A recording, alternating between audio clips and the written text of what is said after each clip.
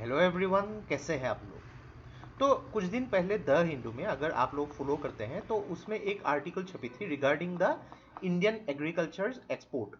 तो पिछले 2 सालों में यानी कि 2 फाइनेंशियल ईयर में इंडिया की जो एग्रीकल्चर एक्सपोर्ट है उसमें बहुत ज़्यादा जो है ट्रेड सरप्लस आई है, यानी कि एग्रीकल्चर एक्सपोर्ट काफ़ी ज़्यादा हुई है। लेकिन इंपोर्ट भी हुई है, लेकिन ट्रेड सरप्लस में है।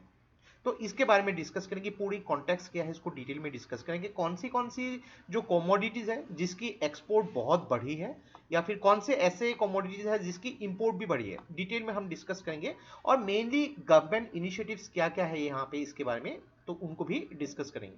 तो देखिए, from Indian agriculture Indian economy point of view के हिसाब से बहुत ही इंपॉर्टेंट वीडियो होने वाली है। तो इस वीडियो को अंत तक बिल्कुल देखते रहिएगा।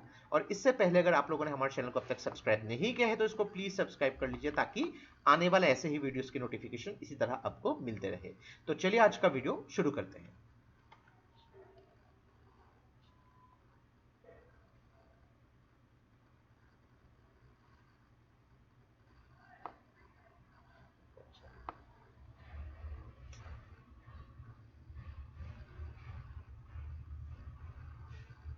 तो रिसेंटली इंडिया की जो एग्रीकल्चर एक्सपोर्ट पिछले 2 फाइनेंशियल ईयर में काफ़ी बढ़ी है। और ये जो रिपोर्ट है ये एक्चुअली फाइनेंशियल ईयर 2023 के मार्च 31 को ख़त्म होगी, लेकिन फिर भी एक एजम्पशन यहाँ पे किया गया है विद द डेटाज।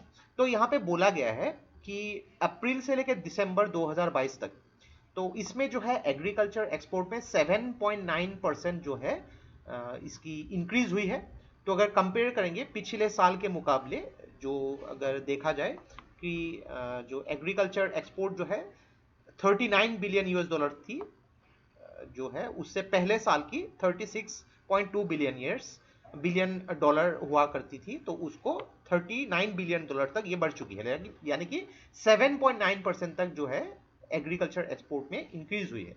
लेकिन अगर देखा जाए इंपोर्ट भी बढ़ी है कंपैरिजन, कि अगर देखा जाए अप्रैल से लेकर दिसंबर 2021 इस दौरान जो है एग्रीकल्चर इंपोर्ट 24.1 बिलियन हुआ करती थी, लेकिन अप्रैल से लेकर दिसंबर 2022 में ये जो है 27.8 बिलियन डॉलर तक बढ़ चुकी है, यानी कि 15.4% बढ़ी है।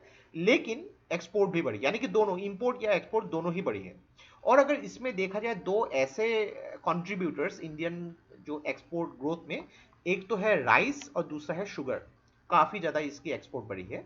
तो थोड़ा सा अगर कंपैरिजन करेंगे हम लोग पिछले 10-12 सालों के मुकाबले, तो अगर देखा जाए एक्सपोर्ट और इंपोर्ट आप देख सकते हैं ट्रेड सरप्लस में कितनी ज़्यादा है। 2013-14 फाइनेंशियल ईयर में बहुत ज़्यादा हुआ करती थी, देन अभी भी फिलहाल ठीक है। तो ये एक अंदाज़ा आप लगा सकते हैं कि एक्सपोर्ट या इंपोर्ट कितनी बढ़ी है यहाँ पे। और इसमें ट्रेड सरप्लस, यानी कि ट्रेड सरप्लस में जितना हम लोग एक्सपोर्ट करते हैं उससे कम इंपोर्ट कर रहे हैं। और अगर देखा जाए भारत जैसी एक देश में जहाँ पे पॉपुलेशन जो है लगभग 1.4 बिलियन, तो इस इतनी ज़्यादा पॉपुलेशन में जब राइस या ऐसे कमोडिटी को हम एक्सपोर्ट कर सकते हैं इतनी पॉपुलेशन होने के बाद भी, तो ये बहुत ही एक जो है इम्पोर्टेंट अचीवमेंट मान सकते हैं। तो अगर बात करेंगे मेजर एक्सपोर्ट कमोडिटीज, तो राइस अगर देखा जाए 2021-22 में राइस जो है लगभग 21.21 मिलियन टन जो राइस एक्चुअली जो है एक्सपोर्ट किया गया था, जिसकी टोटल वैल्यूएशन जो है 9.6 बिलियन US डॉलर।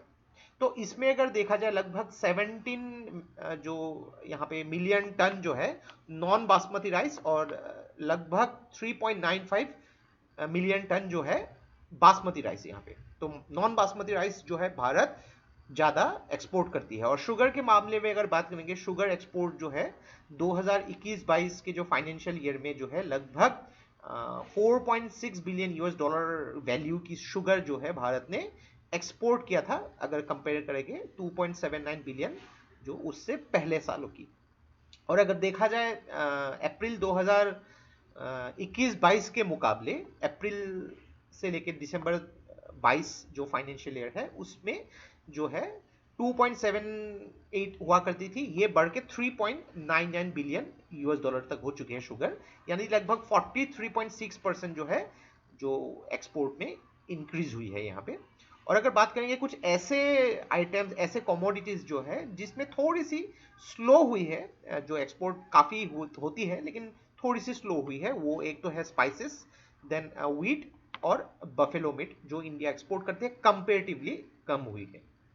और अगर बात करेंगे मेजर इंपोर्ट कमोडिटीज, तो वेजिटेबल ऑयल, जो यानी कि जो खाने पीने की जो ऑयल हम लोग इस्तेमाल करते हैं, तो इसकी इंपोर्ट भी बढ़ी है।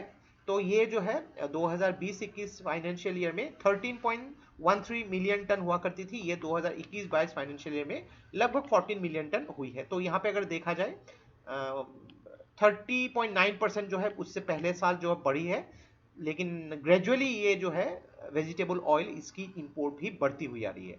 कॉटन के मामले में अगर बात करेंगे, कॉटन में भारत एक टाइम में जो है नेट एक्सपोर्टर हुआ करती थी, लेकिन फिलहाल जो है कॉटन के मामलों में भारत जो नेट इंपोर्टर हो रही है, यानी कि कॉटन हम लोग जो है ज़्यादा मंगवा रहे हैं। क्योंकि अगर देखा जाए भारत के पश्चिम या फिर दक्षिण में बहुत सारे कॉटन की जो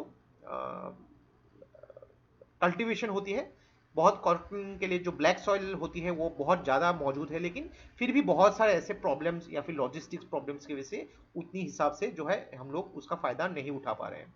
एक तीसरा कमोडिटी है कैशू, यानी कि जो काजू है। तो अगर देखा जाए उसमें भी जो है 2022 अप्रैल दिसंबर से लेके उससे पहले साल तक जो है 64.6% जो है हम लोग जो इंपोर्ट में इंक्रीज हुई है, बहुत ज़्यादा इंपोर्ट हो रही है यहाँ पे।